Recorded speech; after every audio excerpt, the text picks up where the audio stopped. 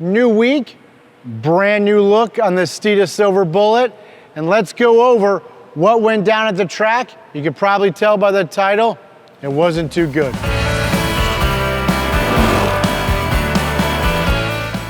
So, like we said, we had a game plan of what we were gonna do with the 2024 Mustang last week. Well, we look back at what we did with the 2018. One of the things that was super successful with that 10-speed 1080 transmission was the 409 rear gear. Why? It helped us lean on it harder out of the hole.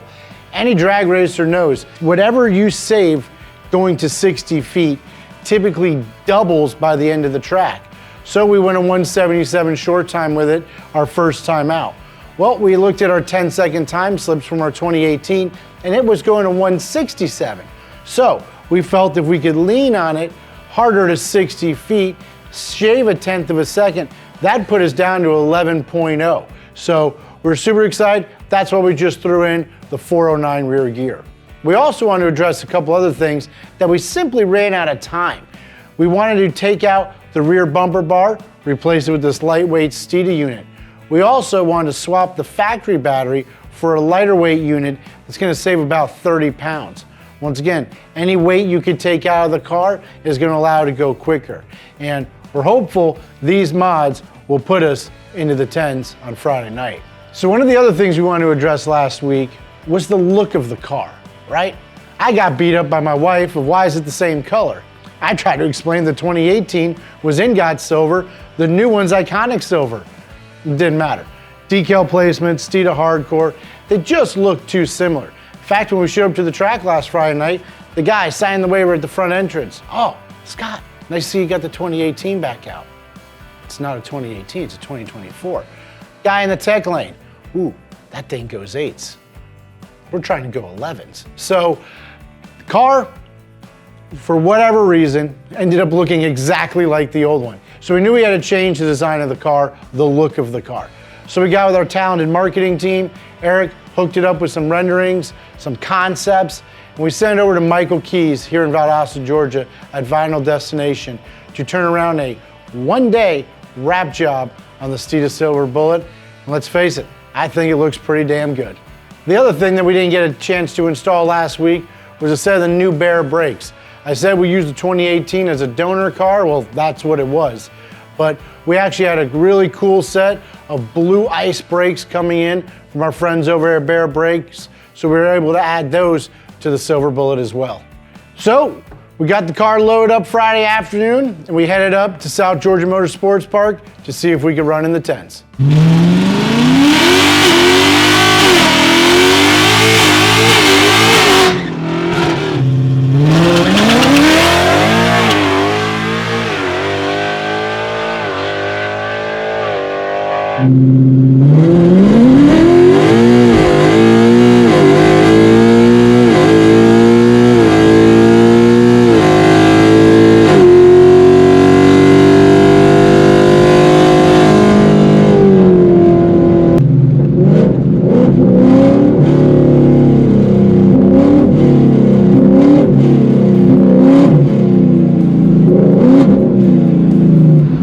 I'm not really sure what happened, but the car's not happy. We lost ABS brakes, we lost driving mode, we lost traction, we lost everything going down the track. Drive modes are not available. That's cool. Time to check the code scanner. Well, unfortunately, we went backwards. You know, anytime you're testing a new platform, brand new car, some that's untunable, sometimes you take a step back. And that's exactly what we did Friday night. So I told you we'd installed the 409 rear gear set. Unfortunately, the Ford computer did not like that gear set.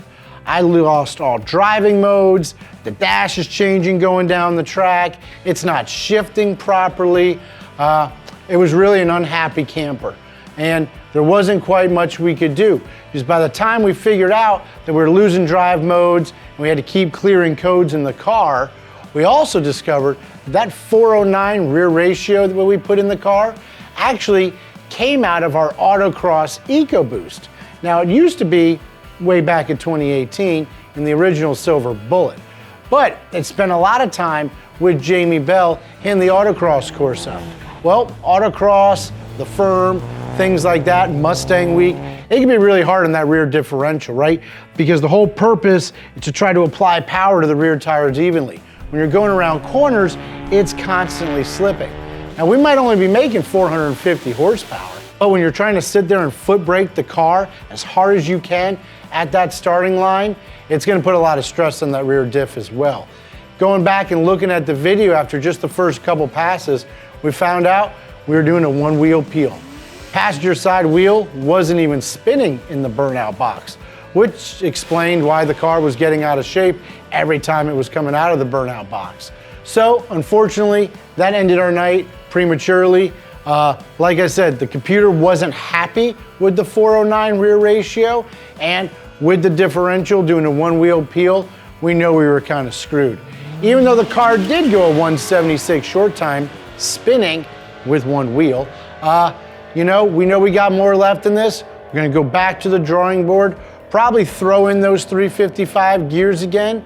There's some other things we could address to try to get this car to leave harder, to launch harder, and I think our friends at Circle D are gonna help us out with that.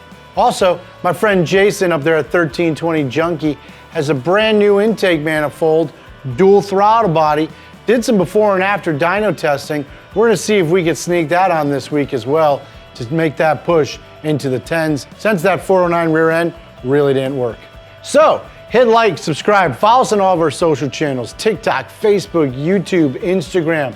Let us know what you'd like to see us put on the build, what you like, don't like about the build, if you really think the S650 is a dud or not. Remember, at the end of the day, Steeda, where speed matters.